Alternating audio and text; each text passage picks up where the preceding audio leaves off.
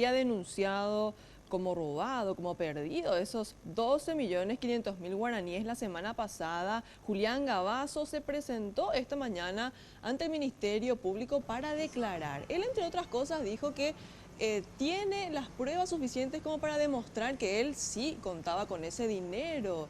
Laura Penayo, contanos los detalles, por favor, adelante. Así es, compañeros, y Julián Gabaza, este señor que la semana pasada denunciaba la pérdida de 12.500.000 guaraníes, se presentó hoy ante la unidad 2 de la Fiscalía, recuperó el bolso con todos los elementos que según él había en su interior, excepto el dinero en cuestión. Luego de su declaración habló con los medios de prensa y esto es lo que dijo. Ya me acaban de entregar vacío, pero se encontró, ¿verdad?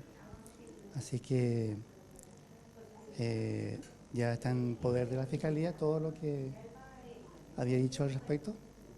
Fue un descuido mío, lastimosamente, y yo me haré cargo del pago correspondiente. ¿Usted tiene forma de justificar que tenía ese dinero?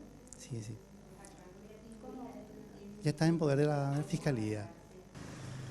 Y recordemos, la persona que encontró este bolso fue identificada como Alberto Adorno. Él ya prestó declaración el viernes pasado ante la Fiscalía y ahora se espera qué medidas tomará la fiscal Raquel Fernández a cargo del caso, a quien no pudimos encontrar hoy en su oficina. De momento es todo lo que tenemos para informar desde aquí, compañeros. Volvemos a estudios.